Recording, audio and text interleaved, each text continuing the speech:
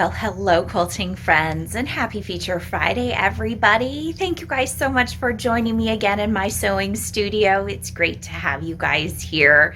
We've got a new quilt to work on today, and I purchased a design to put on this quilt that I thought would add a lot of depth and dimension to it and make it a little bit more fun.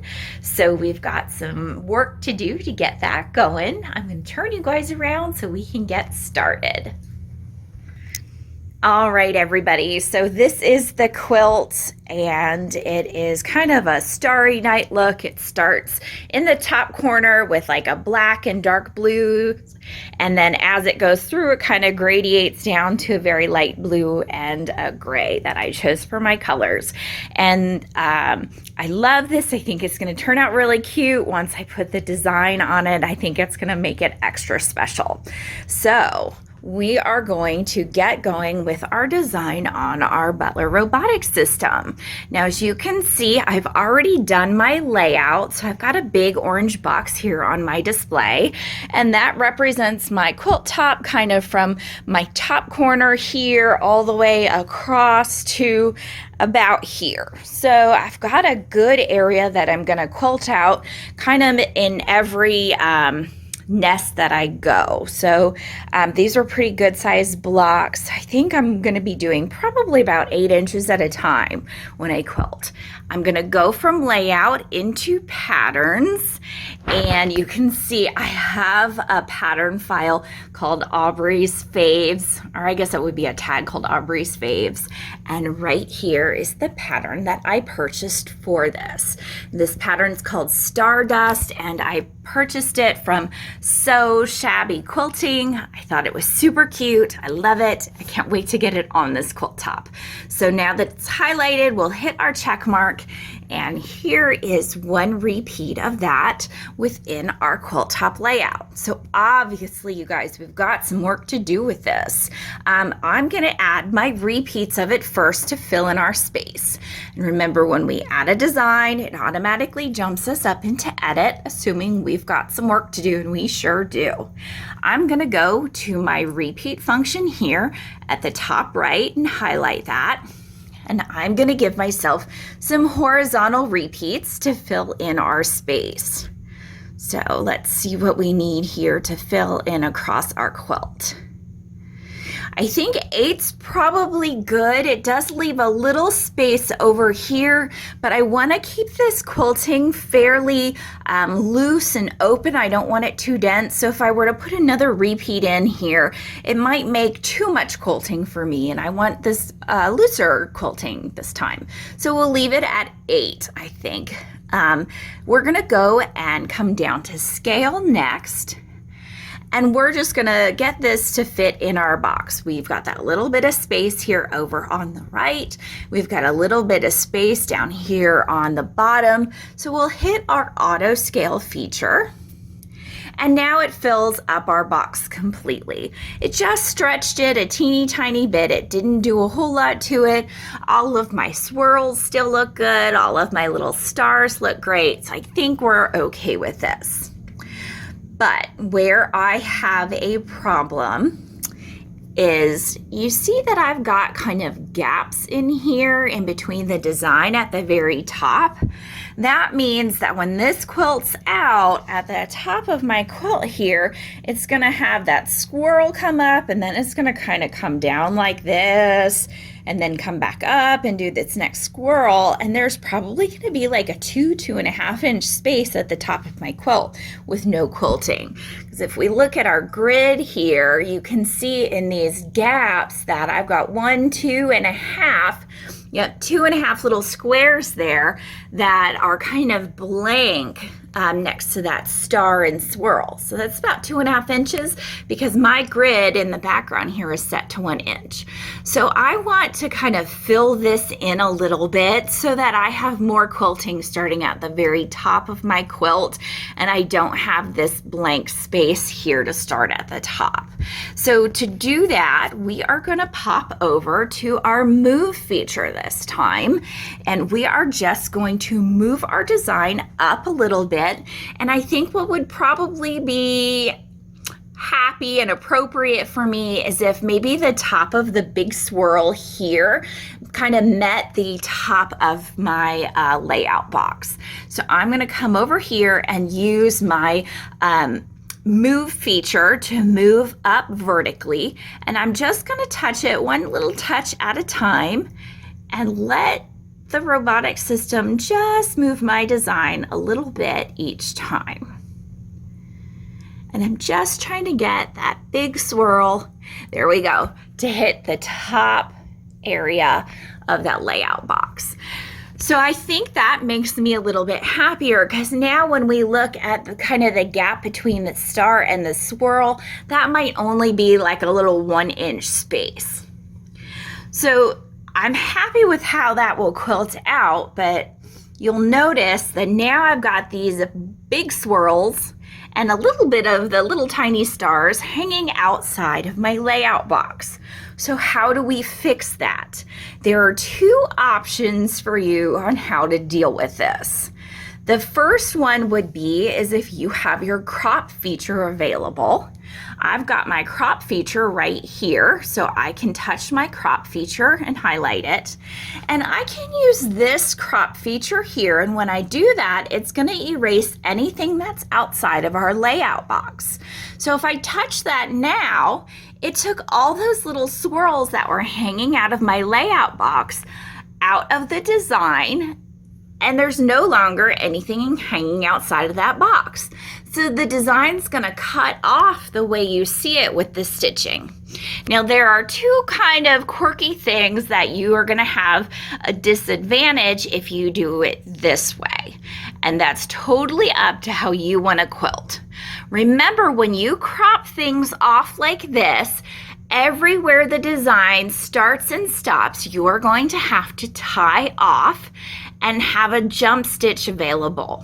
And then if you've got a large distance, like say it jumps between this big star and then all the way over to the next point of where that little swirl was cut off, you may have to cut your threads and then let it tie off. That's not a problem. It's not complicated to do, but it will keep you from kind of walking away from your machine and going to do something else, because you're going to have to constantly be tying off and cutting threads to get all the way across the top. The other thing that you have to keep in mind is that when you crop on your very first row of a design, when you go to nest, it's going to add this cropped row in. It will not add a full row of the design. So if you wanted to nest this design down your entire quilt, you'd essentially have to set a new row for the second row and then nest after that. So it's up to you if you want to do it this way. For me, since it was just a little bit of the design hanging out, and I'm going to hit my undo button so we can look at it again. So there's just a little bit of that swirl and some stars hanging out. It probably doesn't take up more than 1.5 inches. I'm going to leave all of this here and just stitch it out over the top of my quilt. But to make sure that I can do that, I've got to make sure I have enough backing. Now I want you guys to look at my quilt top here. I've got it stitched down into place with my batting, which is just barely hanging out the back here. And you can see right here is my selvage edge. I just barely had enough of this backing to cover my entire quilt, because this is a good size quilt. So what I did is I sewed some scrap fabric that I do this often. It's been used a lot. Some scrap fabric on to act as an extra leader. So my design can quilt off of my quilt top, off of this little nubbin of batting, off of the tiny bit of backing I have left, and onto this fake leader that I made myself.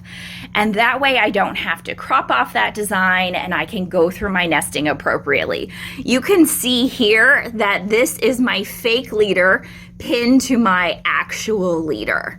And to show you how really close I was, I've barely got any fabric on the sides of my quilt either. I managed to squeeze about 2.5 inches on either side of my quilt. You can see that's all I've got width-wise as well. So I'm really cutting it close. So I had to put this fake leader on here. But since I'm only gonna stitch out just a little bit, I really think that's only gonna be about 1 inch, maybe 1.5 inches. That's really only gonna come barely up onto my fake leader. And when I'm done quilting this quilt, I will just run a seam ripper down this to release my actual backing from my fake leader so that I can use this again and again. I don't care if it gets stitching on it because it's just a piece of scrap fabric. So that's a helpful hint for you guys. If you're cutting it close with your backing, just put something scrap on so that if you need to quilt off the edge, you can do that without stitching onto your real leaders.